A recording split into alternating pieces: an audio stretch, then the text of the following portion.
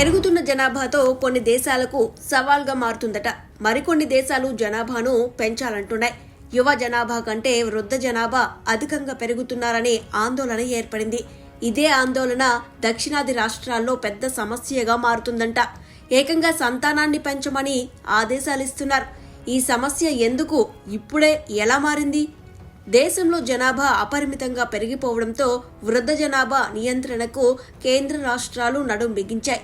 ముఖ్యంగా దక్షిణ భారతం యువ జనాభా తగ్గిపోవడం ముందంజలో ఉంది. అయితే భవిష్యత్తులో తమకు ఎదురయ్యే ముప్పుపై ఏపీ, తమిళనాడు, కేరళ, కర్ణాటక, తెలంగాణ రాష్ట్ర ప్రభుత్వాలు ఆందోళన వ్యక్తం చేస్తున్నాయి. వృద్ధుల జనాభా పెరిగిపోతుండగా జననాల రేటు తగ్గిపోతోంది. త్వరలోనే జనాభా లెక్కల సేకరణ ప్రారంభం కానున్న నేపథ్యంలో ఈ అంశంపై దృష్టి పెట్టారు. మున్ముందు దక్షిణాదిలో యువ జనాభా తగ్గిపోయే అవకాశం ఉందని, ఇది వనరుల పంపిణీపై తీవ్ర ప్రభావం చూపుతుందని ఆయా రాష్ట్రాలు అంటున్నాయి.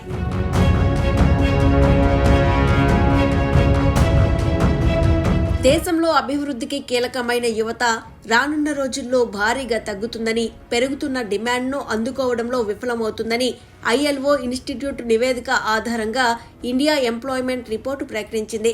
కొన్ని సంవత్సరాల వెనక్కు వెళితే భారతదేశంలో ఒక్కొక్కరు పెద్ద సంఖ్యలో పిల్లల్ని కనేవారు. దాంతో భారత జనాభా గణనీయంగా పెరుగుతూ వచ్చింది. దీంతో ఒకానొక దశలో భారతదేశంలో ప్రపంచంలోనే అత్యధిక జనాభా కలిగిన దేశాల్లో నెంబర్ 1 స్థాయికి వచ్చేలా ఏర్పడింది.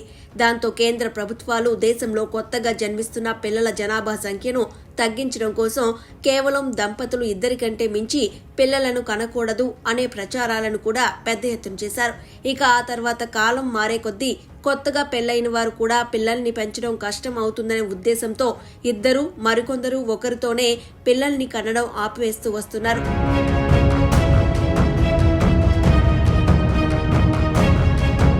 దాంతో దేశంలో కొత్తగా జన్మిస్తున్న పిల్లల జనాభా సంఖ్య చాలా వరకు తగ్గుతూ వస్తుంది. ఇకపోతే మరీ ముఖ్యంగా దక్షిణాది రాష్ట్రాల్లో జనాభా తగ్గుముఖం పట్టింది. దాంతో రాబోయే కాలంలో వృద్ధుల కంటే యువత సంఖ్య చాలా తక్కువగా ఉండే పరిస్థితిలో దక్షిణాది రాష్ట్రాల్లో ఎక్కువగా కనబడుతుంది. ఈ నేపథ్యంలో జనాభా నియంత్రణ మీద మరొకసారి చర్చ మొదలైంది. ఇది పాత అంశమే. కానీ AP CM Chandrababu, Tamil Nadu CM Stalin జనాభా పెంచండని ప్రస్తావించడంతో ఇప్పుడు కాస్త ప్రాధాన్యం సంతరించుకుంది. ఏకంగా సీఎం చంద్రబాబు ఈ మధ్య ఓ స్లోగన్ ఇస్తున్నారు. దయచేసి ఒకరిద్దరు పిల్లలతోనే ఆగిపోకండి, 3, 4కైనా పర్వాలేదు కనండి అని అంటున్నారు. 2014లో సీఎం అయిన తర్వాత కంటే ఇప్పుడు ఈ అంశాన్ని ఇంకాస్త సీరియస్గా తీసుకున్నారు. ఓవైపు దేశ జనాభా పెరిగిపోతోందని మొత్తుకున్న మనమే ఇవాళ జనాభాను పెంచండి అని అనడంలో కారణం ఏంటి? వృద్ధాప్య సమస్య తాలూకు సంకేతాలు స్పష్టంగా కనబడుతున్నాయి.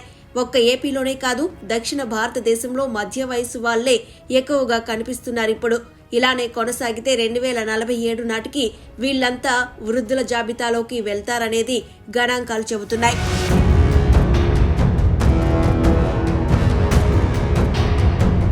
ఇప్పుడు దక్షిణ భారతంలో యావరేజ్గా 29 ఏళ్లున్న వాళ్ళు 25 ఏళ్ల తర్వాత రిటైర్మెంట్కు దగ్గర పడతారు. ఇదే జనాభా 2047 తర్వాత వృద్ధ దశలోకి చేరుకుంటారు. అలా కాకుండా ఇప్పటి నుంచే ఒక కుటుంబం 3, 4ని కనాలని ప్రభుత్వ అధికారులు చెబుతున్నారు. మరోపక్క ఇద్దరు పిల్లలకు ఎక్కువ ఉంటే స్థానిక ఎన్నికల్లో పోటీ చేయకూడదనే చట్టం ఉంది.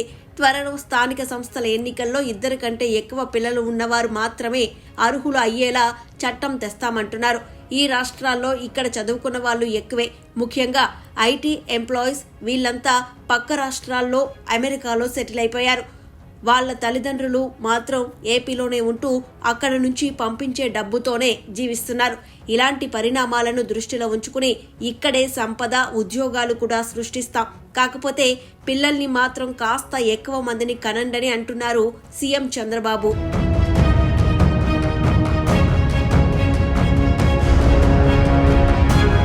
ఇప్పుడు అదే అంశంలో చంద్రబాబుకు మద్దతుగా స్టాలిన్ ముందుకొచ్చారు. ఇద్దరూ కూడా తమ తమ రాష్ట్రాల్లో జనాభా పెరగాలని కోరుకుంటున్నారు. జనాభా లెక్కల ప్రకారం నియోజకవర్గాల విభజనలో కుటుంబ నియంత్రణను ఖచ్చితంగా పాటించాల్సి వస్తుంది.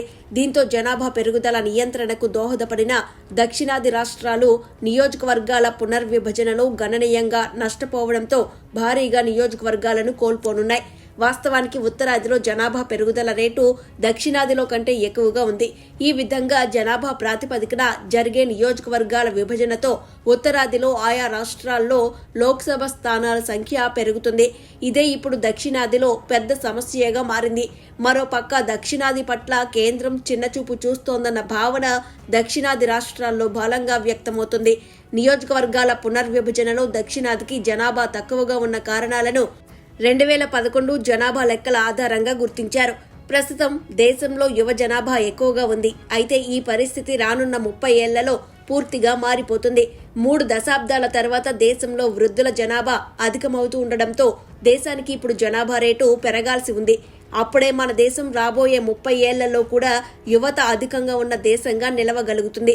యువత అధికంగా ఉంటేనే దేశం అభివృద్ధి పథంలో పరుగులెత్తే అవకాశం ఉంటుంది.